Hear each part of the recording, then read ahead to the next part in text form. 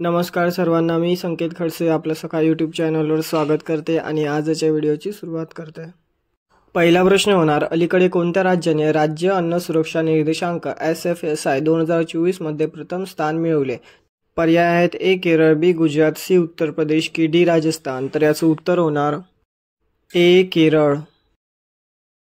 माहिती बघूया। राज्य अन्न सुरक्षा निर्देशांक SFSI 2024 मध्ये केरळने सलग दुसऱ्या वर्षी अव्वल स्थान मिळवले।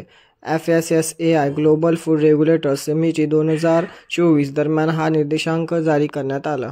भारतीय अन्न सुरक्षा आणि मानक प्राधिकरण FSSAI 2018-19 पासून दरवर्षी हा निर्देशांक जारी करते। SFSI चे भारतातील अन्न सुरक्षा मानके सुधारण्याचे उद्दिष्ट आहे। हे 5 मॅट्रिक्सच्या आधारे राज्यांचे मूल्यांकन करते: डेटा व्यवस्थापन, अनुपालन, अन्न चाचणी, प्रशिक्षण आणि ग्राहक सक्षमीकरण। 2023 मध्ये SFSI रँकमध्ये सुधारणा हा नवीन पॅरामीटर जोडला गेला। हा निर्देशांक लोकसंख्येसाठी सुरक्षित आणि पौष्टिक अन्नाचा प्रचार करतो। पुढील प्रश्न, आंतरराष्ट्रीय शांतता दिवस 2024 ची थीम काय आहे? तर पर्याय आहेत ए वर्णद्वेष संपवा, शांतता निर्माण करा, बी शांततेची संस्कृती जोपासणे, सी शांततेसाठी कृती, डी न्याय आणि शाश्वत जगासाठी अधिक चांगले पुनर्प्राप्ती करणे। तर याचं उत्तर होणार बी शांततेची संस्कृती जोपासणे। माहिती बघूया। आंतरराष्ट्रीय शांतता दिवस दरवर्षी 21 सप्टेंबर रोजी साजरा केला जातो। शांततेला प्रोत्साहन देणे आणि शांततापूर्ण आणि शाश्वत जगासाठी जागतिक एकतेचे महत्त्व अधोरेखित करणे हा त्याचा उद्देश आहे। यावर्षीची थीम शांततेची संस्कृती जोपासणे सर्व वंश आणि वंशांमध्ये शांततापूर्ण संबंध वाढविण्याच्या महत्त्वावर जोर देते। हा दिवस संयुक्त राष्ट्र महासभेच्या 25व्या वर्धापन दिनाचे स्मरण करतो आणि शांततेच्या संस्कृतीवर कृती कार्यक्रम, जागरूकता आणि कृतींचा प्रचार करतो, ज्यामुळे शाश्वत आणि सामंजस्यपूर्ण जगामध्ये योगदान होते। पुढील प्रश्न, इन्स्पायर मानक योजना अलीकडेच बातम्यांमध्ये दिसली, ती कोणत्या संस्थेद्वारे लागू केली जाते? तर पर्याय आहेत ए वित्त विभाग आणि भारतीय वैद्यकीय संशोधन परिषद ICMR, बी विज्ञान आणि तंत्रज्ञान विभाग आणि national innovation foundation NIF Bharat, सी राष्ट्रीय विज्ञान प्रतिष्ठान आणि NSF आणि अर्थशास्त्र विभाग की डी शिक्षण विभाग आणि भारतीय अंतराळ संशोधन संस्था ISRO। तर याचं उत्तर होणार बी विज्ञान आणि तंत्रज्ञान विभाग आणि national innovation foundation NIF Bharat. माहिती बघूया। 11व्या राष्ट्रीय स्तरावरील प्रदर्शन आणि प्रकल्प स्पर्धा NLEPC नुकतेच इन्स्पायर मानांक विजेत्यांचा सत्कार करण्यासाठी नवी दिल्ली येथे आयोजित करण्यात आली होती। Inspire MANAK million minds augmenting national inspiration and knowledge ही भारत सरकारच्या विज्ञान आणि तंत्रज्ञान विभागाची DST एक प्रमुख योजना आहे। हे शालेय विद्यार्थ्यांच्या नाविन्यपूर्ण कल्पनांना समर्थन देते आणि त्यांना विज्ञान आणि संशोधन करिअर करण्यासाठी प्रोत्साहित करते। हा कार्यक्रम DST आणि national innovation foundation NIF Bharat यांनी संयुक्तपणे राबविला आहे। पुढील प्रश्न, कोणत्या संस्थेने अलीकडेच आयक्य 2024 व्यायाम आयोजित केला?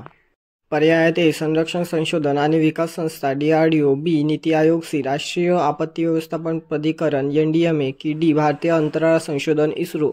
तर याचं उत्तर होणार सी राष्ट्रीय आपत्ती व्यवस्थापन प्राधिकरण NDMA।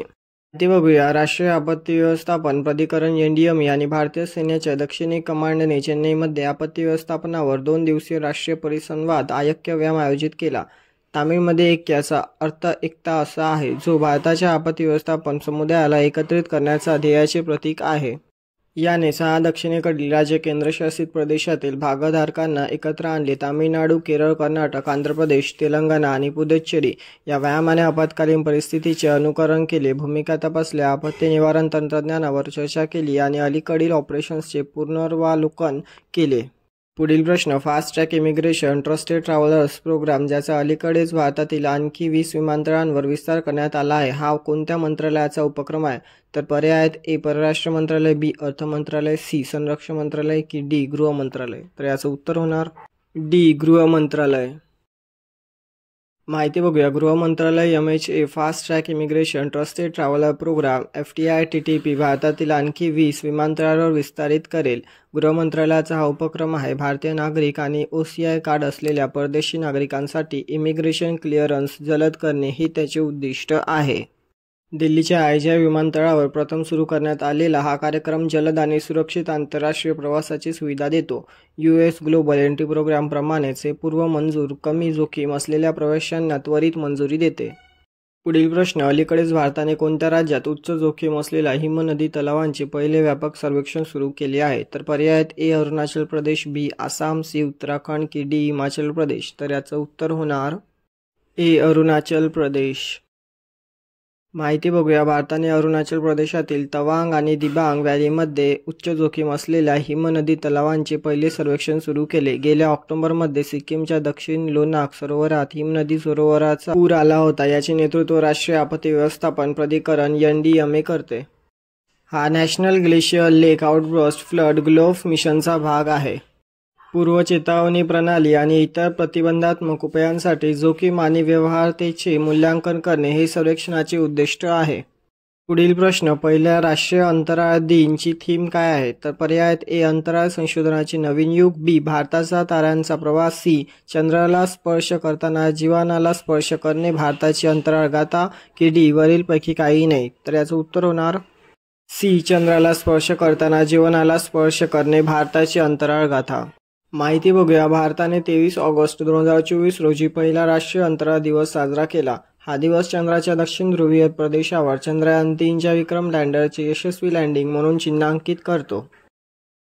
या अज्ञात प्रदेशात उतरणारा भारत हा पहिला देश आहे आणि चंद्रावर उतरणारा एकूण चौथा देश आहे. या उत्सवाची थीम आहे चंद्राला स्पर्श करताना जीवनांना स्पर्श करणे भारताची अंतराळ गाथा. पुढील प्रश्न, अलीकडे कोणत्या मंत्रालयाने भारतात सीप्लेन ऑपरेशनसाठी मार्गदर्शक तत्त्वे सुरू केली आहेत? पर्याय आहेत ए संरक्षण मंत्रालय, बी नागरी विमान वाहतूक मंत्रालय, सी शहरी विकास मंत्रालय की डी कृषी मंत्रालय. तर याचं उत्तर होणार बी नागरी विमान वाहतूक मंत्रालय. माहिती बघूया. केंद्रीय नागरी विमान वाहतूक मंत्र्यांनी भारतात सी प्लेन ऑपरेशनसाठी नवीन मार्गदर्शक तत्त्वे लॉन्च केली. मंत्री महोदयांनी उडान आवृत्ती 5.4 देखील सादर केली, ज्यामध्ये रद्द मार्गांसाठी नव्याने निविदा मागवण्यात आल्या. प्रादेशिक कनेक्टिव्हिटी योजना RCS उडान 2016 मध्ये लॉन्च करण्यात आली होती, ज्यामुळे दुर्गम किंवा सेवा न मिळालेल्या भागात हवाई संपर्क सुधारण्यात आला होता. मुख्य तरतुदींमध्ये सी प्लेन ऑपरेशनसाठी RCS अंतर्गत व्हायबिलिटी गॅप फंडिंग VGF वाढवणे समाविष्ट आहे. पुढील प्रश्न, अलीकडेच बातम्यांमध्ये पाहिलेले डंबूर धरण कोणत्या राज्यात आहे? तर पर्याय आहेत ए आसाम, बी उत्तराखंड, सी त्रिपुरा की डी सिक्कीम. तर याचं उत्तर होणार सी त्रिपुरा.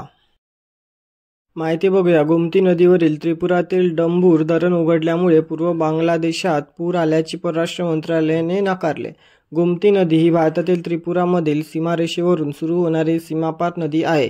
ही नदी बांगलादेशातून वाहते आणि दौडकांडीजवळ मेघना नदी प्रणालीला मिळते.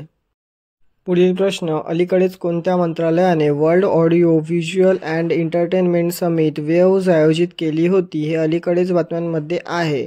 तर पर्याय आहेत एक ग्राहक व्यवहार मंत्रालय, बी माहिती प्रसारण मंत्रालय, सी नवीन आणि नवीनीकरण ऊर्जा मंत्रालय की डी संरक्षण मंत्रालय. तर याचं उत्तर होणार बी माहिती प्रसारण मंत्रालय. माहिती बघूया. माहिती प्रसारण मंत्रालयाने नवी दिल्लीत world audio visual and entertainment summit वेव्जसाठी create in India challenge season 1 अंतर्गत 25 आव्हाने लॉन्च केली. मीडिया आणि एंटरटेनमेंट M&E उद्योगात वेव्ज हे सहयोग, नाविन्य आणि चर्चेसाठी एक व्यासपीठ आहे. भारताच्या निर्मात्या अर्थव्यवस्थेला चालना देणे, भारताला गुंतवणुकीचे एक आकर्षण ठिकाण बनवणे आणि उद्योगाच्या नवीन ट्रेंड्सशी जुळवून घेणे याचा समावेश आहे. M&E उद्योगात भारताची जागतिक उपस्थिती वाढवणे हा या उपक्रमाचा उद्देश आहे. माहिती आवडली असेल तर व्हिडिओला लाईक करा आणि चॅनलला सबस्क्राईब करा. धन्यवाद.